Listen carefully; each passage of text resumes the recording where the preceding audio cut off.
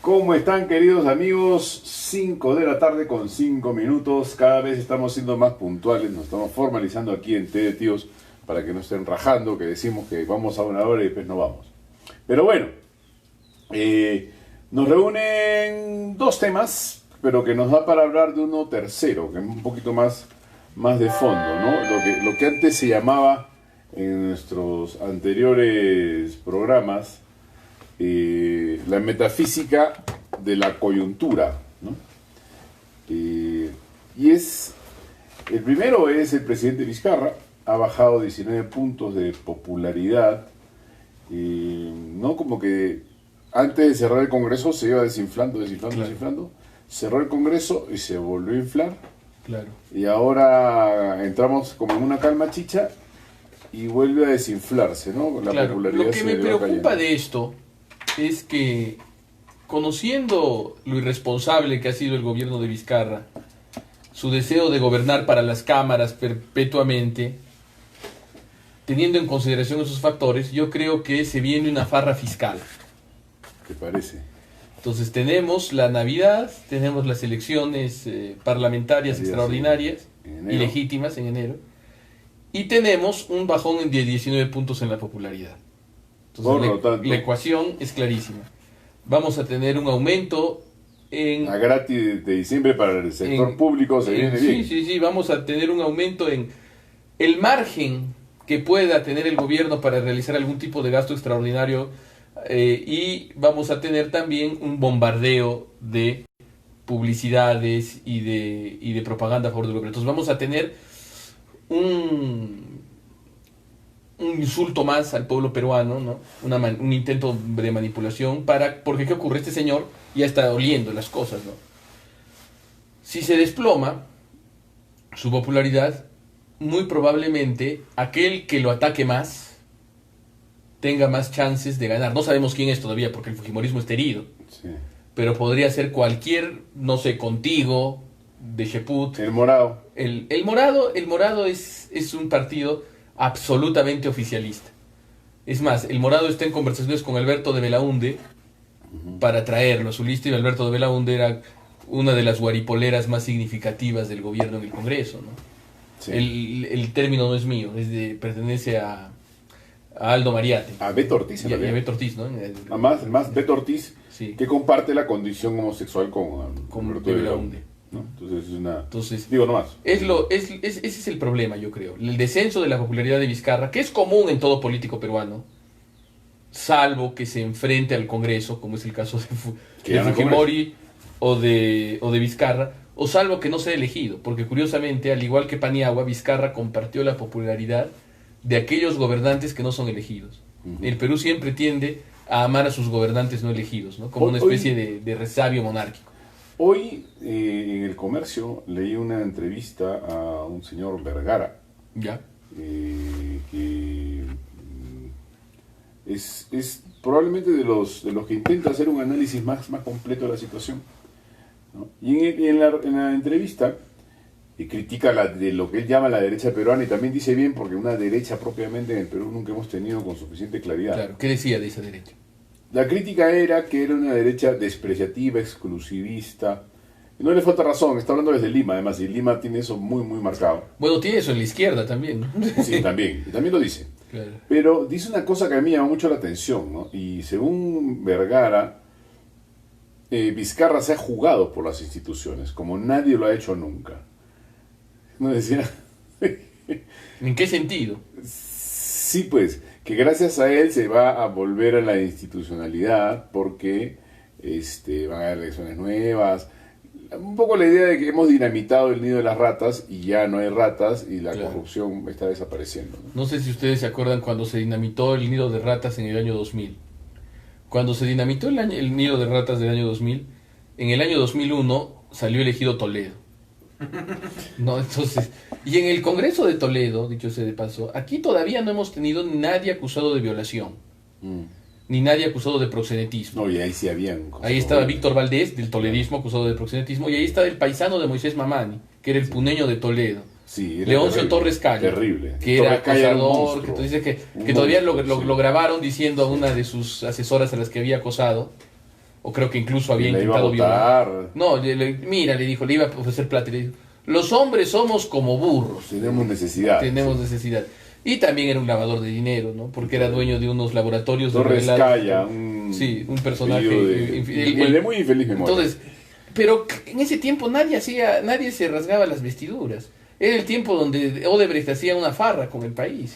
Era el tiempo donde César Almeida se convertía en el Montesinos de Toledo. Y ahora una Y cosa era el tiempo curiosa. donde hubo una insurrección militar también, el Andahuaylazo. La pregunta es, el flautista de Jamelín se lleva las ratas y después se lleva a los niños. ¿Hay Claro. algún flautista de Jamelín que tenga por bandera llevarse a las ratas y no acabe llevándose a los niños? Creo que no. Yo creo que hay que descreer de las De las de purificaciones. las purificaciones, yo creo, ¿no? Porque, ¿qué ocurre? Cuando pase el tiempo y cuando se haga la historia en base a documentos, la historia de este periodo, no va a quedar ningún testimonio de que este Congreso haya sido obstruccionista. Porque aprobó todos los presupuestos. Claro. Le dio facultades, con excepción de algunos puntos discrepantes, como el de ideología de género, Por que eso, provocarían después... obstruyó cosas debatibles y opinables. Cosas debatibles y Puede opinables, quitar y todo que por en eso. cualquier sistema del mundo, Se sea puede. presidencialista o parlamentario, evidentemente el Poder Ejecutivo sabe que cuando tiene un Congreso que tiene la mayoría absoluta opositora, no va a poder imponer toda su agenda. Todo lo contrario. Claro. Ni siquiera el 50% de la agenda fujimorista y el 50% de la agenda Claro. del gobierno de PPK. Entonces, cuando pasen las sensaciones mediáticas, Sí, sí. va a quedar la idea de que no hubo un motivo lo suficientemente grande como para que se pueda patear el tablero. ¿Se podrá hacer una historia desapasionada de todo esto? Yo calculo que sí, ¿no? Con el Yo tiempo. creo que con el tiempo se puede hacer, salvo que los historiadores futuros acaben reducidos a la categoría de politólogos. Es decir, personas sin ningún conocimiento del hombre, ni ningún conocimiento de la historia, y que solo opinen en base a tweets y a cosas así eventuales. Bueno, que es probable, ¿no? Que es probable que podría ocurrir, no sé, un tipo Ahora, un Tuesta Soldevilla. Yo me acuerdo que Tuesta Soldevilla era una persona que tenía algo de respetabilidad hasta el descubrimiento del Twitter, ¿no? A partir del descubrimiento del Twitter se volvió un personaje berrinchudo, buleador, ¿no? Totalmente... Bueno, y otro tema que está apareciendo, ya que estamos en Vizcarra, ¿no? 19% o sea, 19 puntos De cae caída. la popularidad, y esto no sé si coincide, se coordina con la repartición con metralleta de prisiones preventivas a los árbitros, que tuvieron relación con Odebrecht. Claro. Lo cual, algunos, no a todos, algunos de los esa árbitros. es otra cosa muy Porque ha habido otros que han quedado... Por ejemplo, el caso del doctor Castillo Freire es significativo porque el doctor Castillo Freire nunca falló, creo, a favor de Odebrecht. No, pues nunca. Nunca. Eso es lo raro, ¿no? Entonces, O sea, pero ¿quién era Mario Castillo Freire? Era un abogado muy poderoso, vinculado a ciertas ideas, conservadoras, ¿no? claro. ¿No? Entonces, es bastante inexplicable, ¿no? ¿Qué Igual hay detrás? Cantuarias, ¿no? Cantuarias también Cantuarias nos están también. siendo Pero la muy- pregunta mucha es, autoridad, ¿no? hay una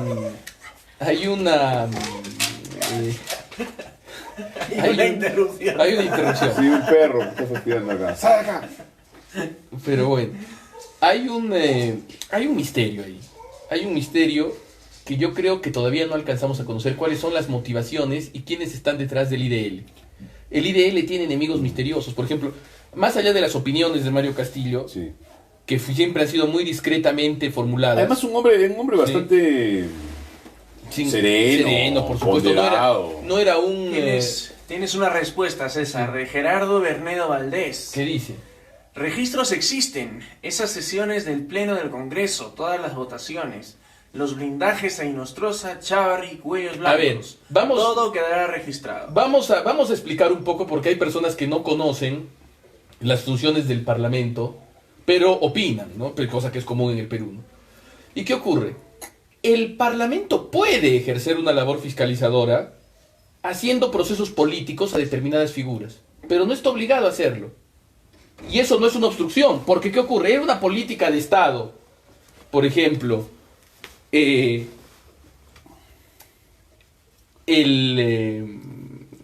la destrucción de los cuellos blancos, podría decirse que la lucha anticorrupción era una política de Estado, pero eso dependía evidentemente en un sistema republicano de la separación de poderes. Claro. Y el Ministerio Público ya estaba actuando. Podía irse a la cárcel Chávarri, podía irse a la cárcel Inostroza, sin necesidad de que el Congreso lo sancione políticamente, podía. Entonces, eso no es una obstrucción. Eso podrá ser una complicidad con Chávarri, pero una obstrucción a las políticas del Ejecutivo no lo fue. Pero ¿qué ocurre? Cuando la gente se queda... Eso es preciso. Cuando claro. la gente se queda con la impresión... Porque ¿qué ocurre? Conversando con un señor una vez, me dijo... ¿Cómo no? ¿Cómo no ha habido obstrucción? ¿No has visto el escándalo que le han hecho a Salvador del Solar cuando fue a presentar la moción?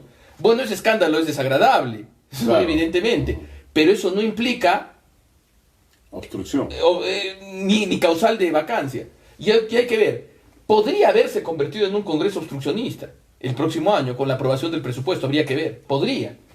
Pero el problema es que en el 2016, cuando fue elegido PPK, cuando asumió PPK, no hay señas de obstruccionismo, Claro, solo a hay ver. la discrepancia con Sí. Saavedra. Sí, En sí. el 2016 y 2017 no hubo obstruccionismo. A ver, vamos, a ver. ¿Otra pregunta? Otra pregunta. Supongo de- que va a ir al tema también de las censuras de ministros, ¿no? No, va por otro lado. Ya, ok. A ver. Dice- No, pero antes de eso, redondeando el tema, ¿no? A mí también me llama la atención la acusación de obstruccionismo.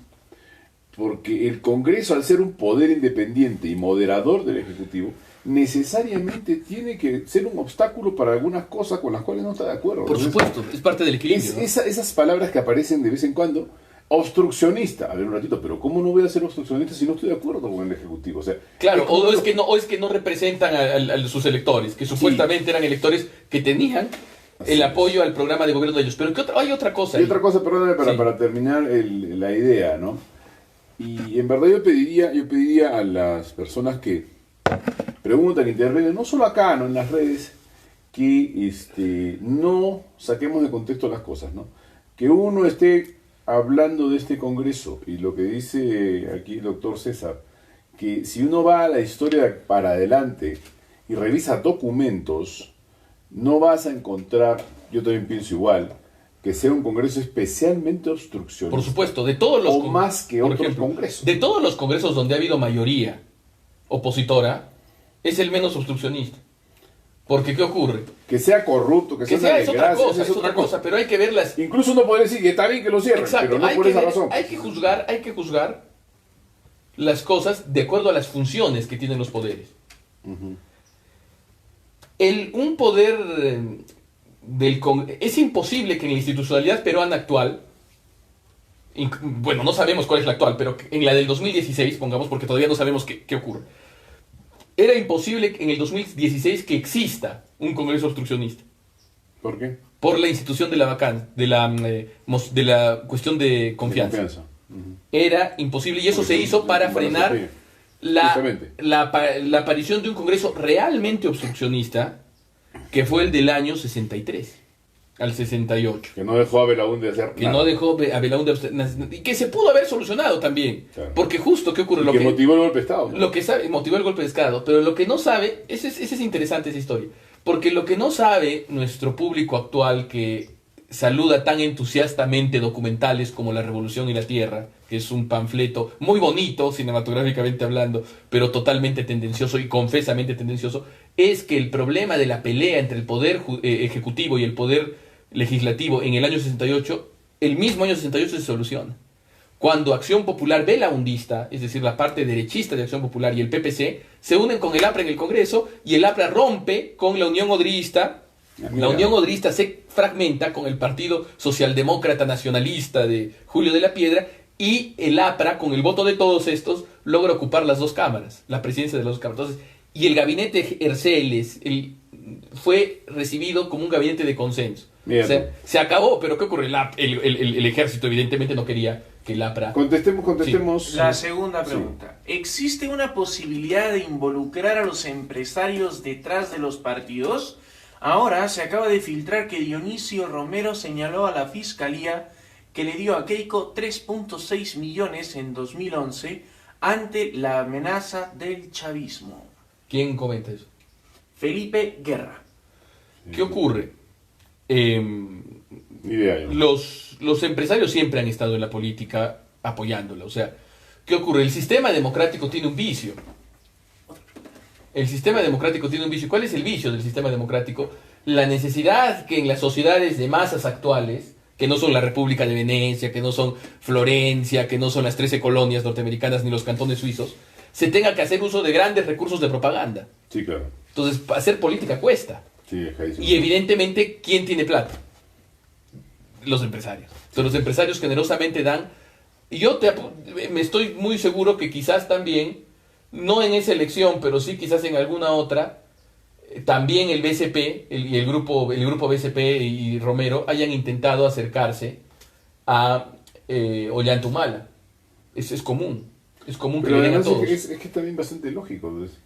Ahora, yo no sé, ahí habría que analizar la moralidad o inmoralidad del acto, porque son hombres que defienden su inversión.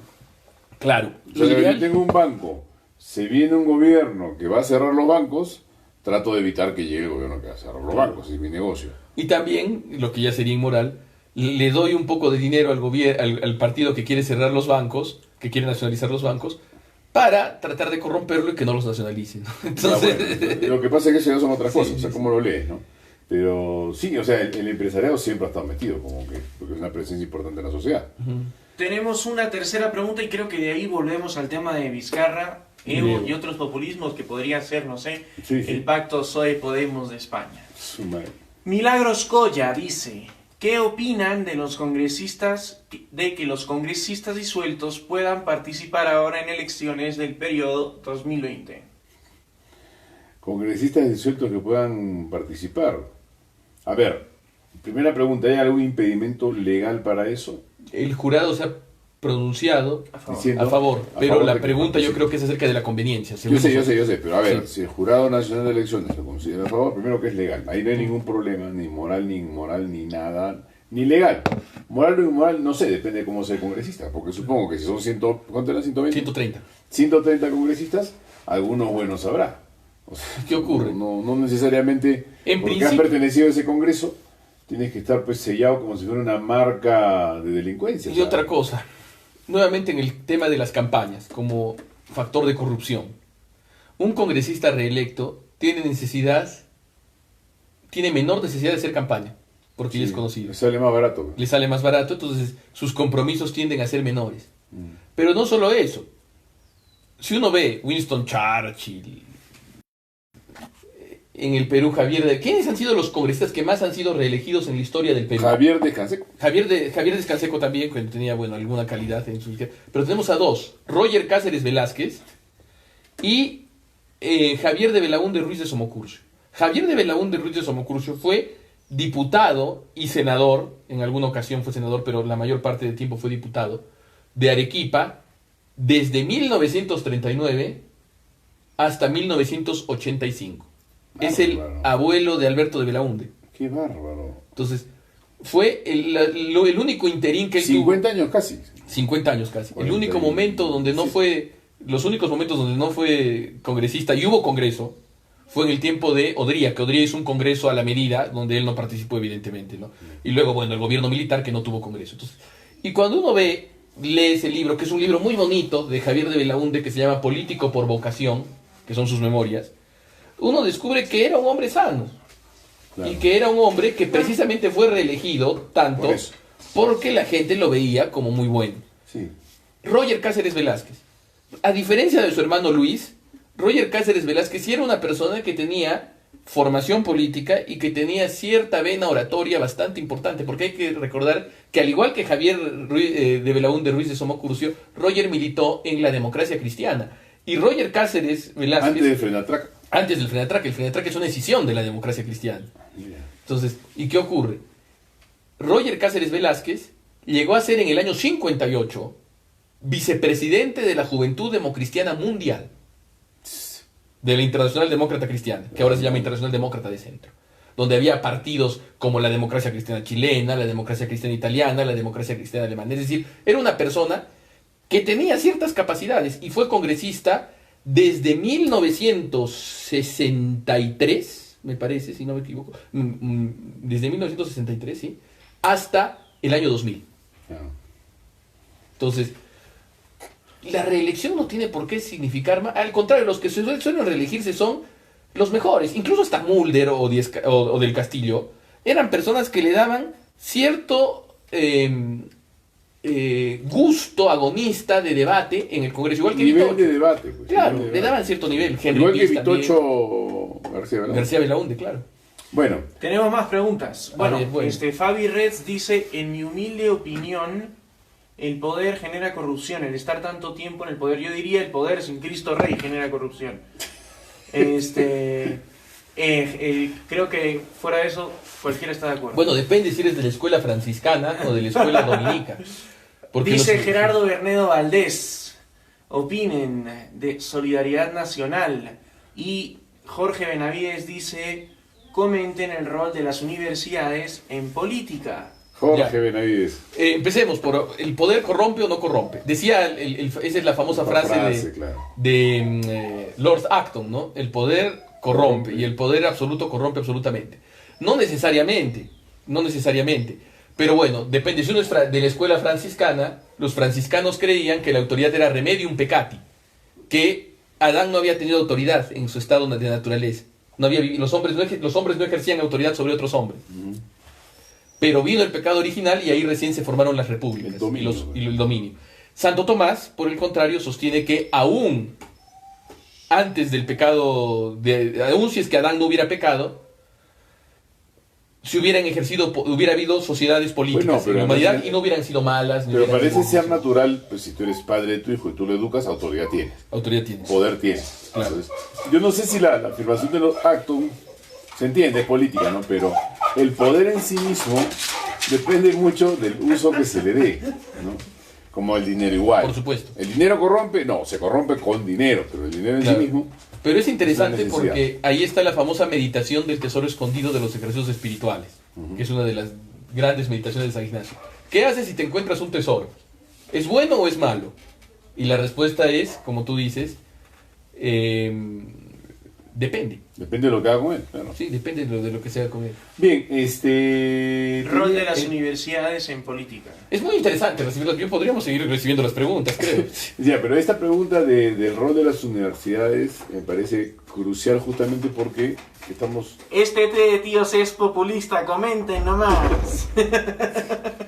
Por No eso es popular. yo no sé por qué el productor se arroga Es que el productor es, derecho a opinar. es que el productor es gallego. mi Es más, estimado. además Es ha gallego. reconocido que es un ignorante y públicamente. Es más, no solo ha reconocido que es celta y gallego. Así es. Así es. Pensamos que era humilde, pero él era humilde, no que era ignorante, que es distinto. Es un argentino gallego. Bueno, Esto ha sido té de tíos. No, mentira, no.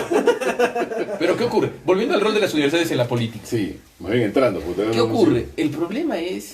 El problema es que nuevamente la política democrática es una distorsión. Porque, ¿qué ocurre? Con perdón, ¿no? El Estado democrático liberal. En la sociedad ya hay liderazgos. En la sociedad ya hay Naturales, liderazgos claro. naturales.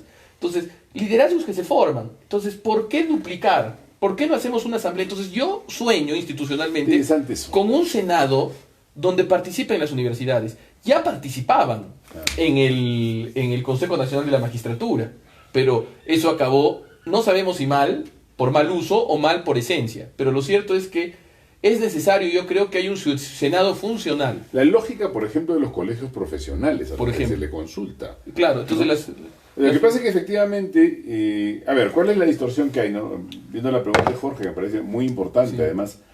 A ver, en general, la universidad es un lugar al servicio de la verdad, de la búsqueda de la verdad, de la formación de del la hombre. formación del ser humano, de la formación del ser humano como humano, más allá que evidentemente, siendo realistas como está el mercado, las universidades son profesionalizantes, ya está. Y estamos en eso, ¿no? Claro.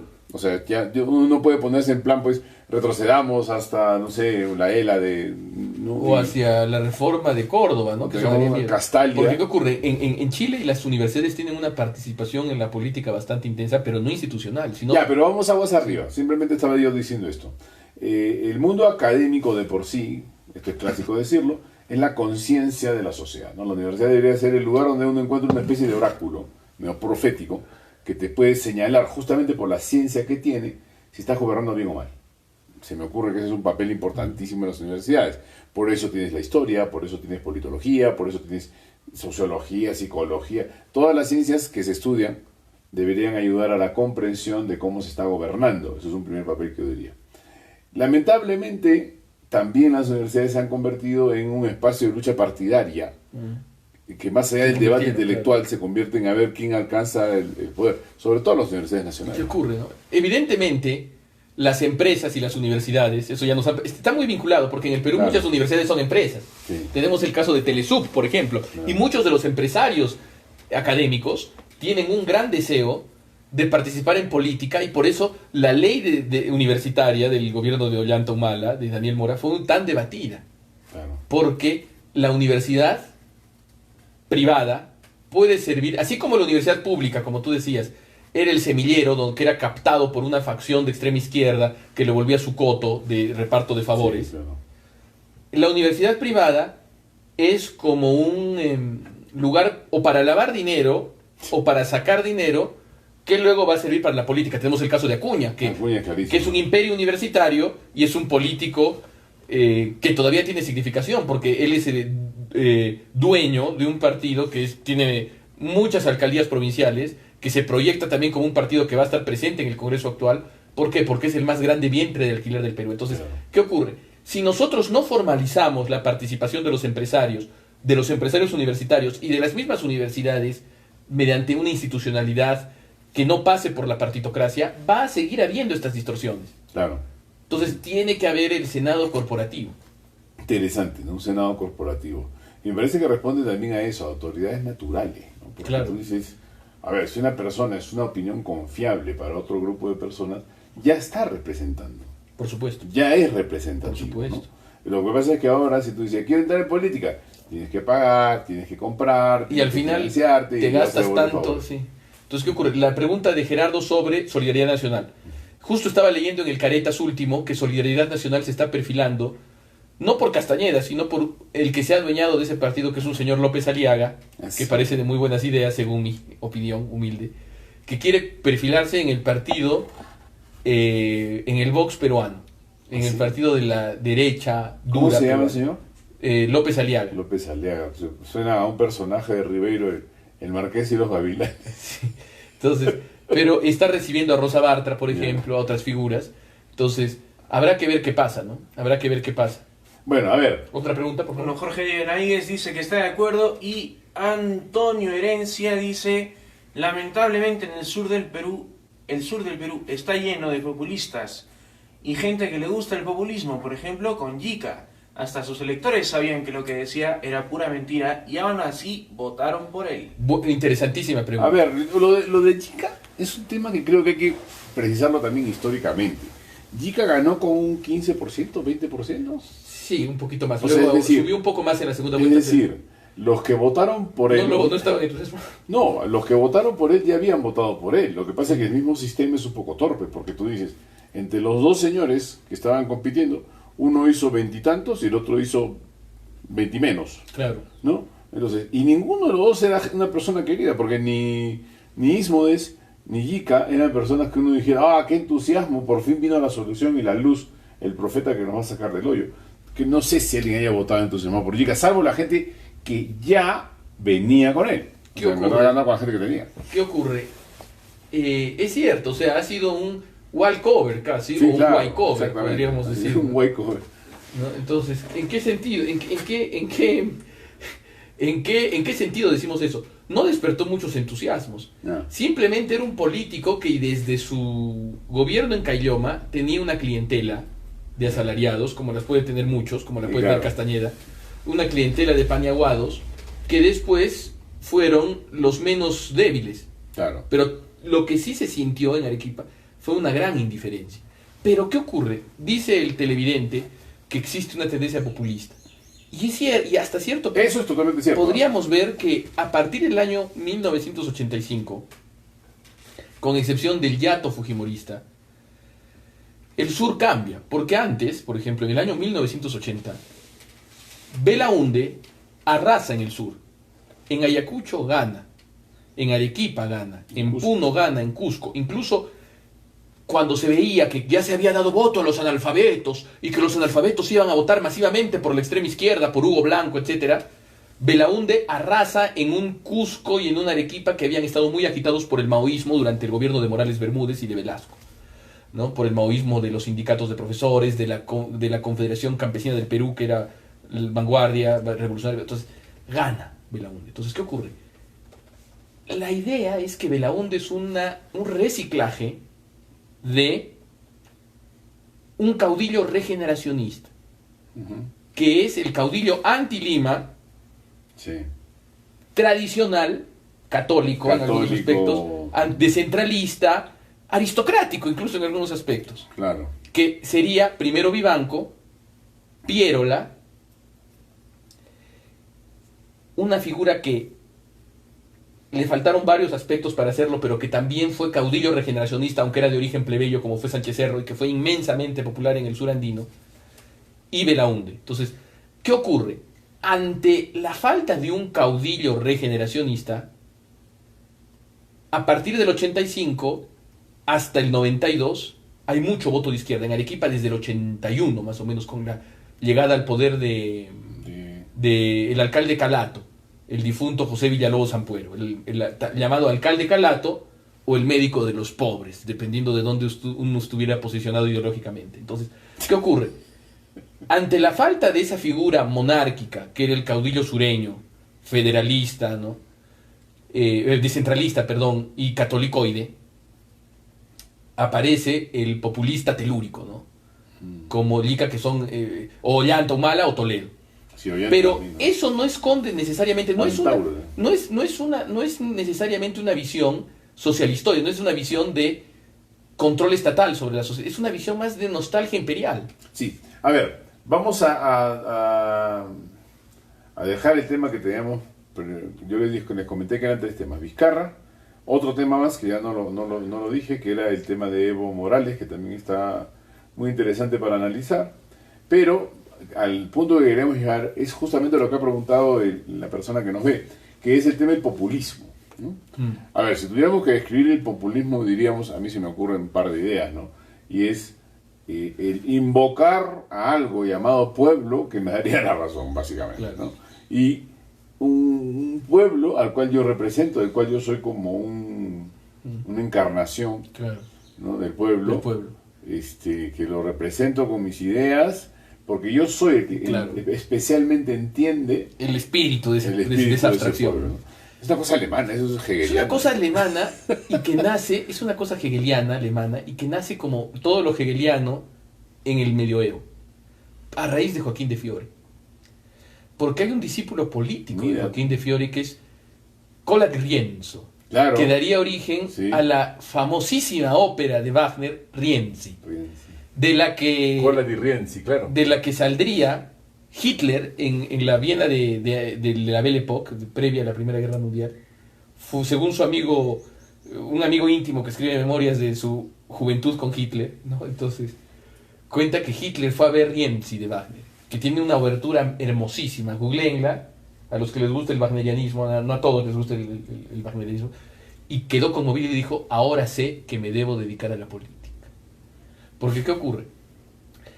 Joaquín de Fiore sostiene que va a venir la tercera edad, ¿no es cierto? La edad del Espíritu Santo. La edad del Espíritu Santo. En la edad del Espíritu Santo, el sacerdocio, porque la edad del Hijo fue de sacerdotes, sí, ¿no? En la edad de monjes. De monjes, claro, donde los carismas van a ser menos institucionales. Sí. Los carismas se van a democratizar, va a haber un nuevo Pentecostés. Entonces el pueblo va a estar investido del Espíritu Santo. Y por eso Colat Rienzo, cuando se vuelve legado pontificio en Roma y luego tribuno romano y presidente de una efímera república municipal romana, invoca y dice: vamos a crear la República del Espíritu Santo. Era un hombre de origen plebeyo. Ajá. ¿No? Era un hombre de origen plebeyo, Colat Rienzo. Ese es la postería espiritual de Joaquín de Fiore de Lubac, que es el gran libro de Lubac, yo creo. Por no decir el único.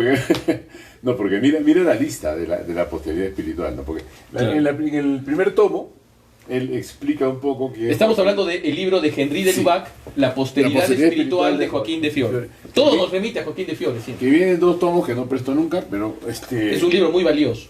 Mira, aquí lo tienes. Pero mira la lista de la posteridad. A ver, para los que nos ven, muy rápidamente Joaquín de Fiore. Joaquín de Fiore divide la historia en 3. En la edad del Padre, la edad del Hijo y la edad del Espíritu Santo. La edad del Padre es desde el Génesis hasta la muerte de Cristo. La edad del Hijo es desde la muerte de Cristo hasta Joaquín de Fiore y todos sus monjes en Calabria. Y con él y sus monjes empieza la edad del Espíritu Santo. La idea de Joaquín de Fiore es que realmente ahora sí está llegando un tercer estado. Un tercer Reich, podríamos decir. Tercer Reich, literalmente. Claro. De hecho, Henri de Lubac, el autor del libro, un jesuita, identifica esto como una especie de comunismo en el siglo XIV. Sí. Porque lo que está planteando Joaquín de Fiore es interesantísimo. Es una especie de precursor de todas las ideologías del siglo XX. Claro. Y que la idea en realidad es bastante básica y bastante judía en el fondo. Traer el reino de Dios a la tierra. Exacto. ¿no? Y ahora sí vamos Un a tener mesianismo por carnal. Y ese mesianismo intramundano. intramundano es una de las grandes constantes de la historia a partir de la destrucción del... Es más, es el misterio de iniquidad del que hablaba San Pablo que ya estaba obrando, es decir, la falsificación del cristianismo, convertir en una ideología de dominio puramente material. Y con todo el discurso cristiano, que es lo Por más venenoso. Es secularizado, o sea, se le quita la gracia al cristianismo. Y para eso hay otra idea en Joaquín de Fiore que es el concordismo, ¿no? El Sí. leer el Antiguo Testamento, hacer concordar. Claro. Entonces, con ¿y qué pasó con Cola di Rienzo? Cola di Rienzo estaba empapado de esta idea, Claro. de que iba a venir una nueva edad y que él la representaba políticamente. Pero ¿qué ocurre? El pueblo se cansó de él porque su única legitimidad era el entusiasmo que había sometido, al que había sometido a las masas. Las masas se entusiasmaron con él, pero ¿qué pasa cuando tu única legitimidad es el entusiasmo de las masas? Pues las masas al día siguiente se desentusiasman y al final acabaron, porque ¿qué ocurre? Había una fiesta patronal, es lo que se cuenta, ¿no? Había una fiesta patronal y había una procesión. ¿Ya? Y Joaquín de Fiore se asustó, creyendo que era una poblada que se armaba para atacarlo, así que empezó a huir. Y cuando empezó a huir, la gente dijo, oye, está bien, ¿no? Aprovechemos para derrocarlo. Lo derrocan, lo linchan, y luego su cadáver es comprado por los judíos de Roma, que lo queman después. Entonces, ¿qué ocurre? Cola di Rienzo fue un personaje que en las... ¿A Cola di Rienzo o Joaquín de Fiore? ¿A Cola di Rienzo? ¿He dicho Joaquín de Fiore? Sí. Ay, perdón. Cola Cola di di Rienzo, Rienzo. claro. Cola di Rienzo. Es Cola di Rienzo. Joaquín de Fiore murió muy bien. Sí, Hay que ver un poco. Joaquín de Fiore es que estoy un poco con el jet lag, porque acabo de venir de un viaje. En el siglo XI... Ya del IME, Ya tengo jet lag. Es que he estado haciendo mi maleta, pero bueno. El asunto es que... ha sido el jet lag de mi siesta. Me han impedido tomar la siesta. En el siglo XI, Joaquín de Fiore, y en el siglo XIV, Cola di Rienzo, ya hay como 200 años, pero siempre volvía Joaquín de Fiore. Por ejemplo, inmediatamente en el siglo anterior a Cola di Rienzo, aparece Gerardo de Borgo Sandonino, que es el que habla del el franciscano que adapta el fiorismo a la teología franciscana y a los franciscanos y al movimiento Fraticelli, ¿no? Bueno, de hecho, Claro. hay una conexión Entre Joaquín de Fiore y los Fraticelli, claro. Para hablar del honor de Joaquín de Fiore sometió sus escritos a la corrección de la Santa Sede y dijo: si cualquier cosa de lo que he dicho es herética, no lo he dicho, y por eso no lo podemos llamar herético, pero siempre ha habido esa idea que sigue. Entonces, el pueblo, el pueblo, cuando uno se debe al pueblo y cree que lee en el pueblo algo, se afirma en bases muy débiles. En el mundo clásico había populismo, sí, pero tenía otro nombre. La definición del tirano era el gobernante del pueblo. Porque para el griego clásico, para el griego de mentalidad más clásica, el gobernante tenía que deberse a alguna cosa que no fuera él, ni la gente que viviese en ese momento. A la tradición, al orden racional, a los dioses, a los dioses de la ciudad y a la tradición, o al orden natural racional de las cosas. Claro. Pero nunca al pueblo. El tirano, en cambio, se diferenciaba de los gobernantes legítimos en que apelaba a los deseos del pueblo. Sí, claro. Y apelaba a darle todo al pueblo. Sí. Y ahora lo llamaríamos más bien demócrata, ¿no? Es interesante, la entrevista que estaba viendo de este señor de CNN, no, De BBC. de BBC a Evo Morales, Evo le contesta, ¿no? ¿Por qué le tienen miedo a Evo Morales? Hablando en tercera persona, ¿no? Claro.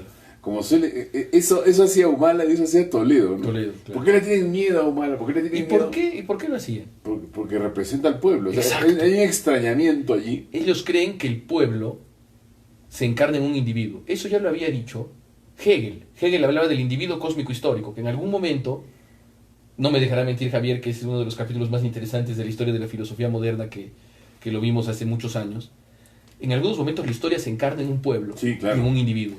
Y él es el que hace mover la historia. Hegel, por ejemplo, Hegel llegó a un extremo, La historia con H mayúscula. que no ha llegado ninguno. O sea, se acusa a los medievales de ser supersticiosos. Pero cuando uno lee la filosofía política de Santo Tomás, uno ve puro realismo político y pura sensatez. Hay tiranicidio, incluso como legítimo. Claro. Bueno, derrocamiento del tirano, más Porque que el derrocamiento del tirano es porque responde a que el tirano plantea leyes injustas. Injustas. No solamente tiene el derecho, sino el deber de oponerse resistirse, a leyes claro. injustas. Pero ¿qué ocurre? Hegel no creía eso. Hegel creía que cualquier ley, con tal que sea ley, era justa, porque le daba la autoridad. Cuando hay la batalla de Jena, y Napoleón le gana al ejército prusiano, y entra en Jena, que era la ciudad universitaria donde Hegel vivía, todo el mundo escapó menos Hegel. Y Hegel le escribe una carta a un amigo, porque dice, he visto al espíritu de la historia entrar a Jena, y era Napoleón. ¿Y qué ocurre? Pero Napoleón era más inteligente que Hegel, en algunos aspectos. Hegel era un hombre muy inteligente, pero Napoleón tenía también su agudeza. ¿Y qué ocurre? Después de haber derrotado en Austerlitz al emperador de Austria, Francisco, y después de haberlo derrotado y haberlo obligado a firmar una paz leonina, y haberlo obligado a que case a una archiduquesa de Austria con él, que sería María Luisa de Habsburgo, lo acompaña a su entrada, presencia a la entrada de Francisco, su regreso a Viena. Había perdido todas las batallas, había firmado una paz mala, pero la gente cuando lo recibía con cariño y con amor al emperador Francisco. Que les había salvado la... No, porque era el emperador. Ah, por eso. Sí, era el emperador. Entonces, te da pena cuando el emperador pierde, entonces toda la gente va a consolarlo. Y Napoleón dijo algo.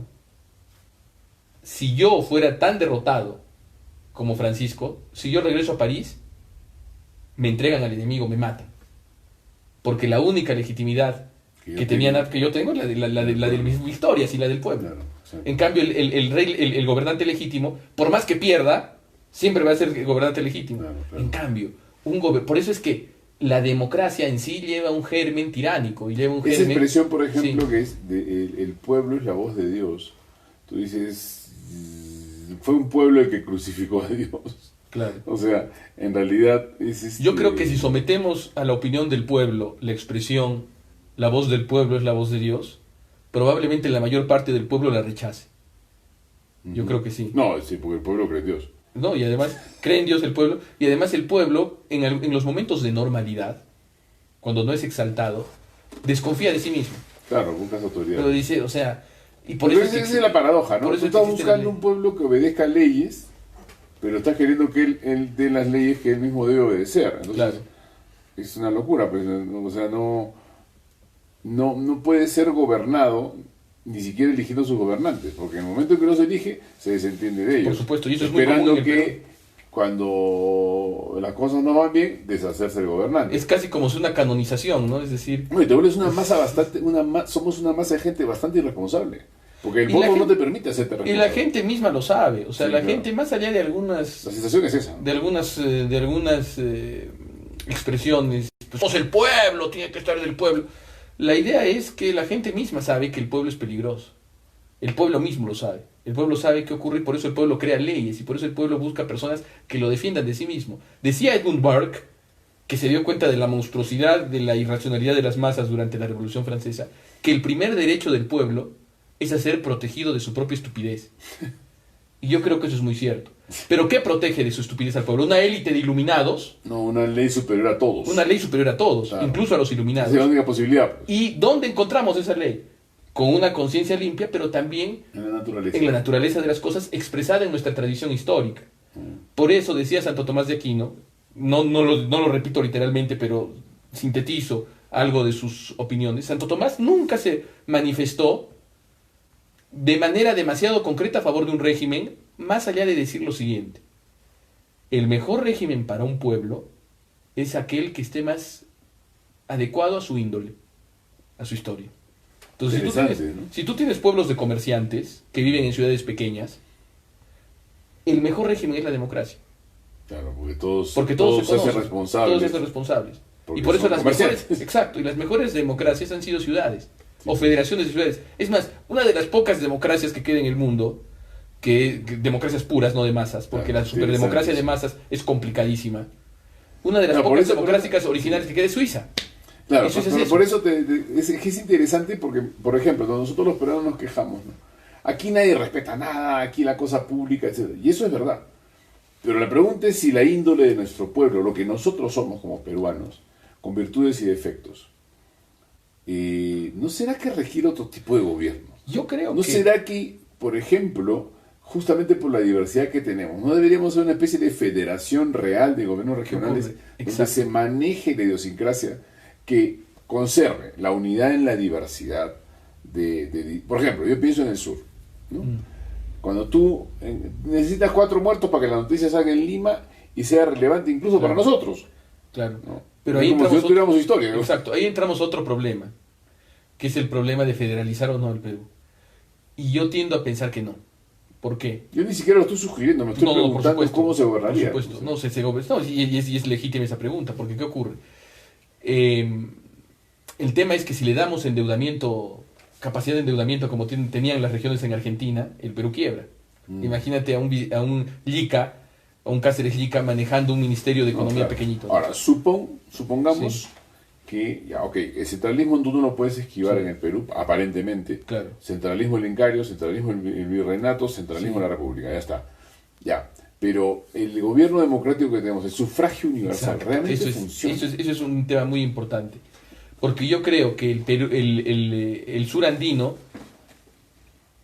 yo creo que mucha gente en el sur andino, y no solo en el sur andino, en todo el Perú, tiene cosas más importantes que votar. Y es legítimo. Obviamente. Entonces, claro. Y yo creo que la calidad de nuestros representantes subiría mucho si es que se estableciera un voto voluntario. Y si aún así subiría mucho más, si se aplicaría un consejo que daba Erich von Kühnelt-Leddihn, un noble austriaco, autor de un libro muy bonito que se llama The Menace of the Herd, que es la amenaza del rebaño, The Menace of the Herd, que está en internet, libre para cualquiera que le interese el tema del populismo. Y él decía, para evitar el populismo, él se escapó de la Alemania nazi. Claro. Y él sabía que la Alemania nazi era populista, era lo más populista del mundo. Lo más populista que ha habido, claro. Exacto. Porque llega a rendir culto al pueblo. Ahí está el cuento, pues, horrible de Ionesco, el rinoceronte, ¿no? Claro. Donde todos se van rinocerontizando. Exacto. Hasta que al final queda el único ser humano en un rincón gritando y un... Claro, entonces, creo que es así. ¿Y qué ocurrió? Y él dijo, yo creo que un veterano de guerra, nosotros podríamos decir un bombero voluntario, claro, o una persona que tenga distintos méritos de abnegación y de sacrificio, una madre de hijos numerosos, yo decía también, no sé, claro, debería tener 2 votos. A ver, claro, porque tiene más responsabilidad. O sea, la gente con más responsabilidad debería valer su voto doble. Y otra cosa que se me ocurre a mí, Doc, esto lo puse en un post, me comentaba también Javier la vez pasada algo de eso. Yo digo una cosa, ¿y no debería haber una escuela de gobernantes? Claro. Y que votes entre los primeros de la promoción. No, mira, una soncera, es que ¿qué ocurre? Cuando uno va a conseguir una nana para su hijo, ¿uno qué busca? Referencias. Claro. Y si puede, le toma un examen psicológico, con un psicólogo amigo que le hace un examen para saber si es una psicópata o no. Cuando uno va a ser taxista, tiene que sacar un brevete especial y hacer una serie de exámenes. Todos esos exámenes son más que los que se les pide a los políticos. Claro, claro. Debería por lo menos pedírseles una prueba psicológica. Por lo menos. ¿No? Claro, es que eso es lo que yo digo. O sea, yo pensaba, no sé, una escuela donde ya pues se gobierna de manera media representativa. Y tú dices, ¿quieres ser presidente? ¿Quieres ser gobernante? ¿Quieres ser congresista? Te pasas 3 años en esta escuela, amigo. ¿Y quién la paga? Tu partido, pues. Claro. O una vez que estés formado... O lo que podría hacerse es el gran sueño de hacer la escuela de servidores públicos y que todo político tenga que haber servido 3 años. Por eso. Por ejemplo, que se le mande a alcalde alcalde de alguna provincia alejada, claro, para que la gobierne. A ver qué hace. Entonces, a ver qué hace. Y de ahí se le... El ejemplo de Gareca, pues Gareca, Claro. ¿sabes que Gareca lo contrata a Oblitas? Porque Gareca había campeonado con Estudiantes, me parece. Ya. Por ahí en el libro de Jara está contado eso. Jara no. Jara. Jara, Esa sí. sí. Jara es el que cuenta el libro de Camino a Rusia. Y Oblitas lo escoge ¿por qué? Porque él había campeonado con un equipo argentino, creo que es Estudiantes. Campeonó y claro, como pasa, campeonas en el campeonato y todos tus mejores jugadores se los lleva todo el mundo, Claro. porque te convertiste en vitrina Claro. y le quedaron 4 gatos. Con esos 4 gatos consiguió más gente y volvió a campeonar y pasó lo mismo. Entonces, Claro. lo que decía Oblitas es que Gareca estaba acostumbrado a trabajar con recursos escasos. Exacto, ideal para el Perú. Claro, Claro, igual que Freddy Ternero, ¿no? Claro, entonces agarra y dice, ya, vamos a ver, lo que tengo es esto. Yo no puedo confiar en jugadores que estén en el primer nivel en el mundo porque no los tengo. Lo que tengo que hacer es darles disciplina, darles confianza. Por Y hacerlo supuesto. jugar. Ya, análogamente, un servidor público que quiera llegar a ser presidente del Perú, que comience gobernando una alcaldía en la selva, a ver qué hace. Claro. Yo creo que las personas que viven en la selva y en la sierra y todos los peruanos en general tenemos derecho a ser gobernados por las mejores personas Claro. antes que ser gobernados por aquellos que nosotros querramos. Exactamente. Pues, Es, claro. es así, o sea, imagínense una escuela Porque donde es- los alumnos elijan al maestro, a cualquiera. O imagínense una misma selección. ¿Qué hace el profe en la selección? Lo que hace es yo le obedezco al profe porque sé que el profe quiere sacar lo mejor de mí Y sabe más que yo. y sabe más que yo. Si ese es un principio que está en la familia, que está en la escuela y que está en el equipo de fútbol, ¿por qué razón misteriosa no está en la política? Claro, ¿te acuerdas? Hace poquito hubo un señor que dijo una cosa escandalosa, lo apanaron más o menos. Carlos Mejía, creo. Creo que fue el que dijo, al pueblo no se le escucha, al pueblo se le gobierna. Sí. Y uno dice, claro, sonará feo, sonará políticamente incorrecto, pero a ver, en todo caso, lo escuchas para gobernarlo o lo escuchas como uno de los actos de gobierno. Claro. Pero tú no puedes vivir de escuchar. El pueblo mismo te ha dado la investidura para que lo gobiernes, Exactamente. no para que lo escuches. Sí puedes. Porque para eso están los medios. Pero ¿qué ocurre? Vivimos una distorsión donde los políticos, los presidentes acaban convertidos en periódicos. Por eso. Sí, volvamos- y los periódicos Sí. en políticos. Sí, ¿no? volvamos a la analogía del papá de los hijos. O sea, Claro. yo escucho a mis hijos, pero yo no tomo las decisiones porque, o sea, de escucharlos nada más. Claro.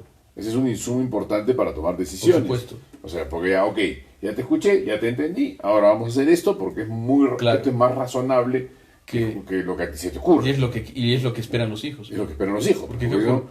¿de dónde sacas la...? O sea, Bustamante y Rivero para que decía... tienes autoridad, ¿no? Exacto. Bustamante y Rivero decía que cuando él lo acusan, Bustamante y Rivero un personaje muy complicado, aunque se le presente ahora como una especie de Santa Rosa de Lima política, él es un personaje muy complicado de nuestra historia.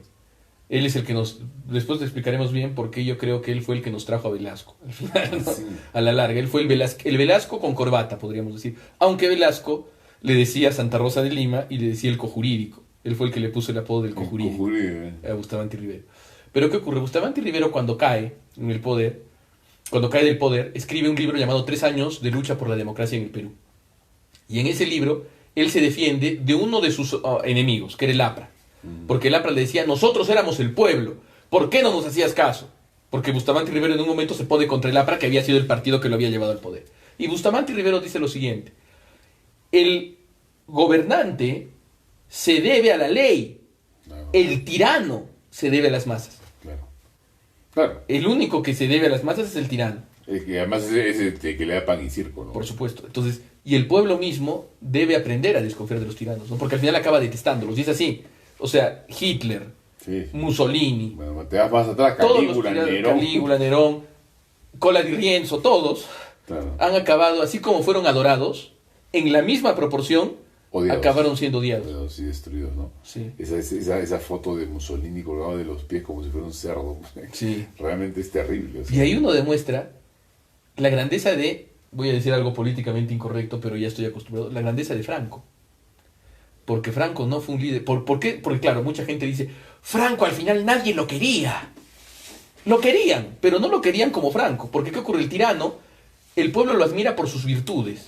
Porque el tirano es un gran orador, es un gran engatusador de masas. Mussolini era un grandísimo orador. Hitler también tenía lo suyo. Ahora su estilo de oratoria no nos gustará actualmente.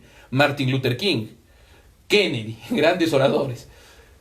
Franco no era un gran orador. Y que te hace sentir bien, ¿no? Te hace sentir bien. Y Franco lo que hace es crear un Estado.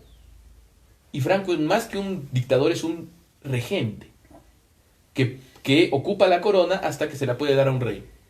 Y por eso murió en su cama. Interesante. Interesante. Ojo, sí son temas complejos de la historia, ¿no?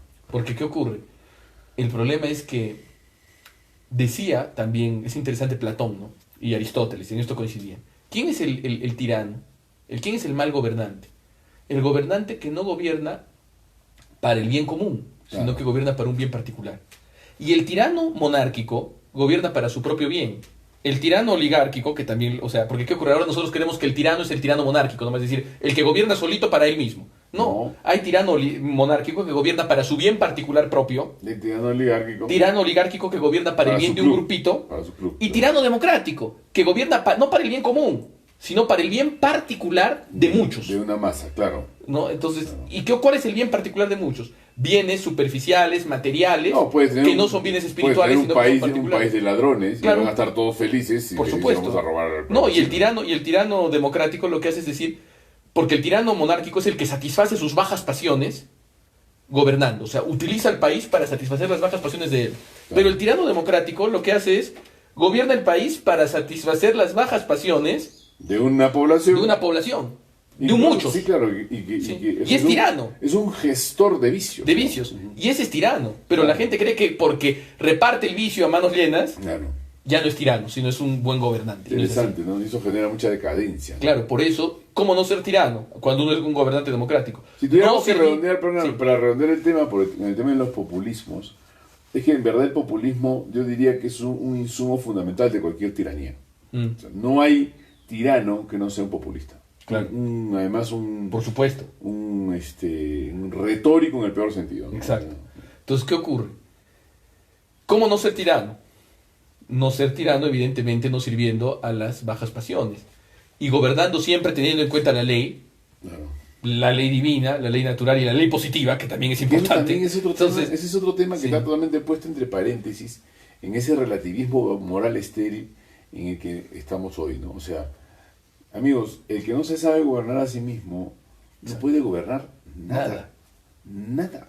Y si nosotros hacemos una historia de la vida personal de los que nos han gobernado, no sé, no voy a señalar a ninguno, pero a ver, no sé, uno casi electrocutó a su esposa, el otro la abandonó, el otro y así. Pero hubo un buen hombre también que fue un mal gobernante. Puede ser. También, o sea, Ojo, ojo. claro, es cierto. No lo que todo dices. buen hombre es un buen gobernante, pero, Pero todo mal gobernante hombre tiene que ser Claro, un buen hombre. y no todo buen hombre es un buen gobernante, pero todo mal hombre es un mal gobernante, De todas maneras. de todas maneras. Y todo buen gobernante tiene que ser un buen hombre. Claro. ¿Qué ocurre? A veces aparece una especie de árbitro, ¿no? De árbitro, de catch, de umpire, de béisbol, que aparece todo cubierto y que le lanzan pelotas, pero que logra frenar la situación. A veces aparece un perro que ladra y que espanta a algunos ladrones. Ese no es buen gobernante. No, Ese pues. será una cosa que salió de Bueno, emergencia. en el caso de Vizcarra, por ejemplo, Sí. esté uno a favor o en contra, opine lo que opine de Vizcarra. O sea, Vizcarra es un hombre que llega al poder de una manera, o sea, por la Accidentada, ventana. ¿no? Por la ventana, pero sin siquiera entrar él. O sea, es como si se hubiera caído. Caído ahí, ¿no? Cayó sentado en el sillón de Pizarro, ¿no? Y su única agenda fue disolver el Congreso. Claro. Básicamente hasta ahora. De hecho, tal es así, que ya lo disolvió, la gente ya se le bajó Bueno. el entusiasmo Y yo no recuerdo tampoco. está cayendo la popularidad. Y tiene visos tiránicos. Segarra, Vizcarra. cierto. Vizcarra. Tiene visos tiránicos. Segarra también tenía. Segarra también tenía. Pero Vizcarra tiene visos tiránicos. No lo digo porque sea un Pol Pot, no estoy diciendo eso, sino porque uno ve en sus gestos. Por ejemplo, un alcalde de un pueblo del norte del Perú se postró ante Es él una locura eso. como si fuera un sátrapa persa para exigirle obras. ¿Y qué hace cualquiera? Como dijo Rafael Rey, refiriéndose al cuadro de Velázquez, Breda o Las Lanzas, Levantas, pues. donde tú levantas al que se arrodilla, aunque sea tu enemigo. Eso nace urgentemente. Si alguien se me arrodilla a mí, yo lo levanto. Obviamente, porque Porque me parece una cosa... Loco, es más, creería que se ha caído. Sí. Pero ¿qué ocurre? Vizcarra no hace nada.